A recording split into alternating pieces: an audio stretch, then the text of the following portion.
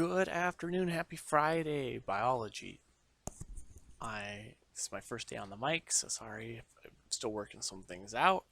There's been some confusion with your days 1 and 2.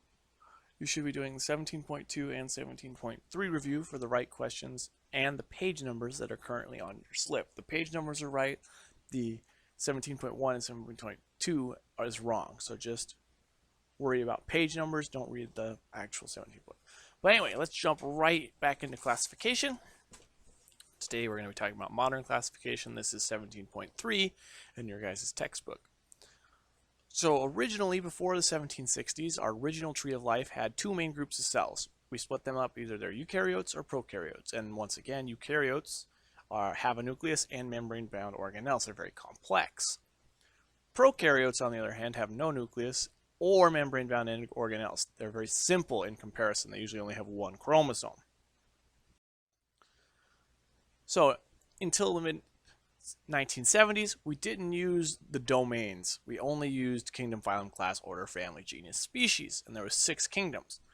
We realized that this was an inaccurate way to classify animals. There was not enough room for moving around. Things were too close to each other, and then some things were way too far apart. Our classification of complex versus simple cells changed when we discovered that even bacteria had ribosomes and used RNA for genetic exchange. And as our microscopes got better and we started to look at these a little bit closer, we started to see that there were some differences that were enough to classify them differently. 3 domains of life. So our new classification uses the 3 domains, and we also have 3 important insights that kind of led towards this. These were the most 3 important things. This is why we switched. All living creatures inherit their rRNA. This is the one that makes ribosomes. Genes from an ancient organism. We call this ancient organism, we don't know if it's the first one, but we call it the last universal common ancestor. So this is the last ancestor that everything alive today had in common. The very base of the trunk of our tree of life. All living things are related by ancestry to 3 domains. These domains are bacteria, Archaea, and Eukaryote. Archaea is not the same as bacteria. We're going to talk about this. They were originally classified together, and we have seen enough about them. We know that they are no longer together. We know that they were related, but they're different ancestors. Although they look very similar, yes, like I said, different ancestry. The new tree. So, common ancestor, then bacteria branching off, and Archaea branching off. Common ancestor, but then we split off from Archaea and became what we are today. We are all the way up here in animals. Domain bacteria. This is made of your small, single-celled prokaryotic organisms. Usually have a cell wall, and they usually produce by binary fission. They lack complex organelles, and they have at least one circular chromosome. Even though these are small, single-celled, simple, as you can see by this picture on the right here, there's 10 different domain bacteria organisms there. There's a lot of complexity within the group still. They're very old groups, so they have a lot of species inside of them. Staphylococcus aureus, this is the one that gives you staph infections. Clostridium difficile is really nasty. E. coli, this one's the little one that lives inside your stomach. Streptococcus pyogenes, this is strep throat.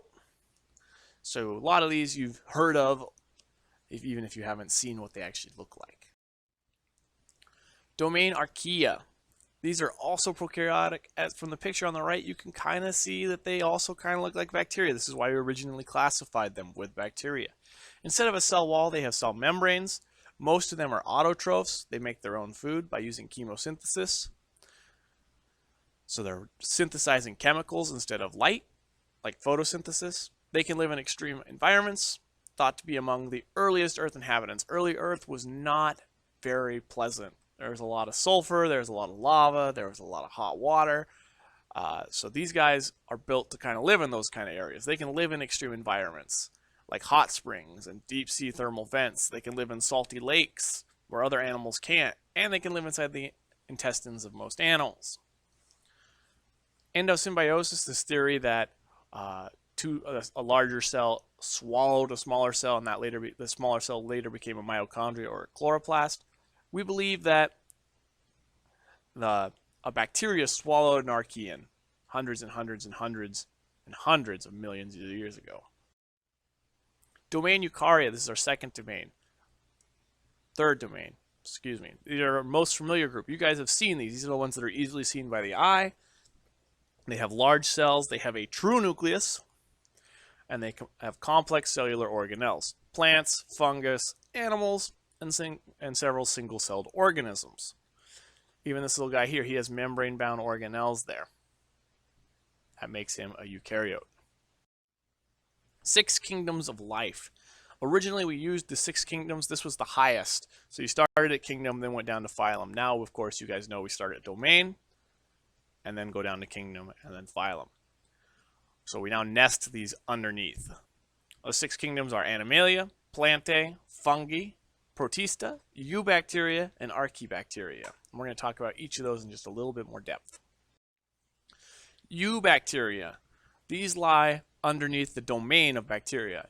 Eukaryote means true bacteria, and that's what these guys are. They are actually bacteria. Archaea are no longer considered bacteria. We don't lump them together anymore. Instead, Archaebacteria is nestled under Archaea. Archae, like archaeologist, and in this case Archaebacteria, means ancient. So these are ancient bacteria.